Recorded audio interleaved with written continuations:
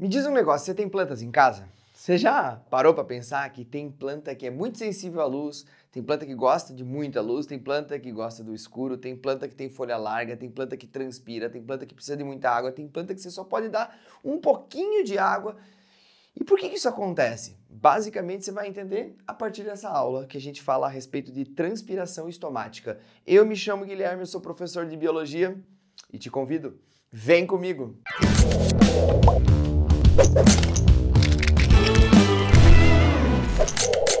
Galera, a gente já estudou o estômago como uma especialização da epiderme e a gente já falou que esse estômago é composto por duas células guarda e um buraquinho. O que talvez você não lembre é que é pelo estômago que a gente vai ter a regulação do processo transpiratório. E com isso, aquilo que a gente estudou na aula passada, é a partir do estômago e todo o seu processo de transpiração que a gente também vai conduzir a seiva bruta.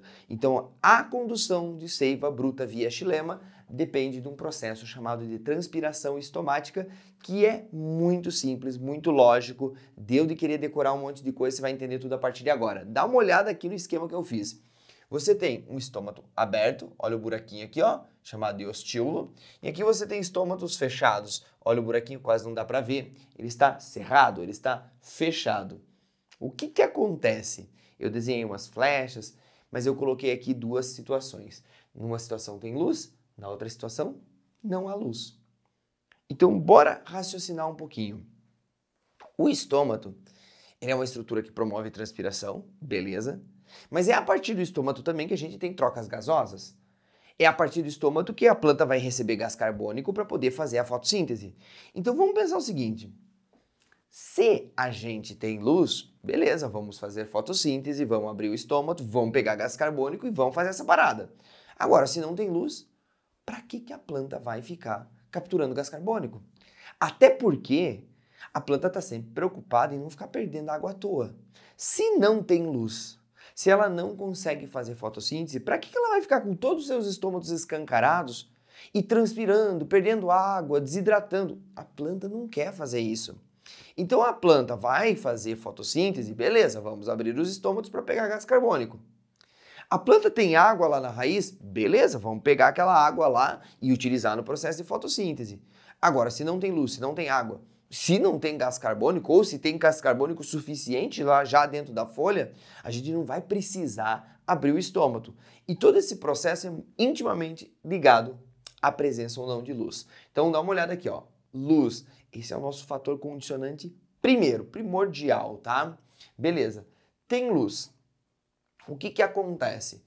Com luz, as células guarda, presta atenção, célula guarda é célula clorofilada, ela tem cloroplasto, ela faz fotossíntese, diferentemente das outras células epiteliais, beleza? Então, epidérmicas, não epiteliais, desculpe, epidérmica, epitelial lá do bicho, né, do animal. Então, olha, com luz, as células guarda realizam fotossíntese e produzem ATP. Então ela vai fazer fotossíntese, vai produzir ATP durante essa fotossíntese, também vai produzir glicose, essa glicose é utilizada na respiração celular para produzir ATP. Beleza, para que ela vai usar esse ATP? Para bombear íons potássio. Então eu coloquei umas flechas assim, ó, para mostrar para vocês que a gente está tendo transporte ativo de potássio. Então íon, potássio, ou íons, vamos botar um plural aqui, ó, íons, íons, potássio, são bombeados para a célula guarda por transporte ativo. Então, você está jogando íon potássio, íon potássio, íon potássio. O que vai acontecer? Você vai criar lá na célula guarda um ambiente hipertônico. Você vai ter maior concentração iônica aqui dentro dessas células guarda do que nas células periféricas. O que vai acontecer?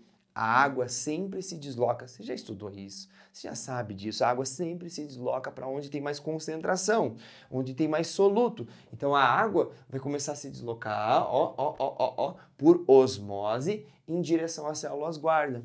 E aí essas células guarda vão recebendo água, vão inflando, inclusive ela tem um tipo de parede celular bem especial, com umas tirinhas de celulose, mas ela não tem celulose em toda a parede celular, então ela vai inflando, e nesse negócio dela ficar inflada, a gente diz que ela fica túrgida, e nessa turgidez ela fica com um formatinho de feijão e o ostíolo abre. Então a gente tem aqui, ó, a água entra por osmose, a célula fica túrgida e o ostíolo abre. Então, vem luz, a célula guarda faz fotossíntese, pega ATP, bombeia potássio. Atrás desse potássio que está sendo bombeado ativamente, vai entrar água por osmose, e lembra que a osmose é um transporte passivo. A célula vai inflando, inflando, inflando, inflando, ela fica bem turgidazinha e o ostiolo abre. Pronto, a gente tem um estômato aberto na presença de luz. Quando não tem luz, prof, o que vai acontecer? Um processo contrário. Eu nem anotei todas as etapas aqui, porque você já vai imaginar. Sem luz, a gente não vai ter ATP, o potássio vai saindo por um processo difusório, né? Ele vai voltando para equilibrar os dois lados, e com isso a água vai embora também, a célula começa a ficar flácida, flácida, flácida, e ela fecha, tá? Célula túrgida, abre. A célula flácida, fecha, beleza? Fecha o estômago, o estilo vai se fechar, é o processo contrário. Aí aqui, nós temos uma parte bem interessante. Nessa tabela, a gente conversa a respeito da atividade estomática. Quando que o estômago abre? Quando que o estômago fecha? Você já sabe, quando tem luz em boa quantidade, o estômago abre. Quando você tem pouca luz nas folhas, baixa luminosidade nas folhas, os estômagos fecham. Beleza. Agora, os outros dois fatores são extremamente lógicos. Vamos raciocinar. Se tem água lá na raiz, tem água disponível. A disponibilidade é alta de água na raiz. A planta pode transpirar à vontade e transportar essa água lá da raiz via xilema até lá em cima. Então o estômago abre. Agora, faltou água na raiz. A planta começa a ficar desidratada. O que ela faz? Fecha os estômatos. Professor, e por que isso acontece? É o efeito hidroativo do estômago. Sem água, essas células começam a ficar flácidas. E aí vai fechar. Acabou. Então, com luz a gente tem controle da atividade estomática, com a água também. E o gás carbônico, prof? O gás carbônico, cuidado, não é o gás carbônico disponível na atmosfera que vai controlar a atividade estomática, e sim a concentração de gás carbônico na folha, no mesófilo foliar. E aí é óbvio que você já entendeu. Se a planta precisa de gás carbônico lá na folha para poder fazer fotossíntese, se ela tem um monte de concentração de gás carbônico dentro da folha, o que ela vai fazer? Ela vai fechar os estômatos para não deixar escapar esse gás carbônico. Agora, se ela tem pouco gás carbônico lá na folha para fazer fotossíntese, ela vai abrir o estômago para poder entrar gás carbônico. Quem controla isso, pessoal, é a acidez foliar. Quanto mais gás carbônico lá no mesófilo foliar, mais ele fica ácido e com isso a gente vai fechar os estômatos. À medida que ele vai se tornando, o ambiente vai se tornando mais alcalino, que vai saindo o gás carbônico vai sendo consumido, a gente vai abrir os estômatos. Beleza? E pra gente finalizar, chave de ouro aqui, porque isso aqui tem tudo a ver com a prova do Enem. Aliás, se você tá copiando, pega um tatu, cola aqui, ó, pá, Enem. Fatores que influenciam na transpiração. Eu tô vendo uma questão do Enem, tô vendo, visualizando uma questão do Enem, falando sobre transpiração e os biomas brasileiros. Querendo que você entenda algumas características das plantas em cada bioma, na Amazônia, na Caatinga, no Cerrado. Essas plantas, dependendo da situação onde elas estão, elas precisam se adaptar a essas situações e elas vão ter atividades estomáticas distintas e morfologias distintas para poder estar adaptado a cada um desses ambientes. Olha só, fatores que influenciam na transpiração. Aumentou a umidade relativa do ar, a transpiração diminui. Pois é.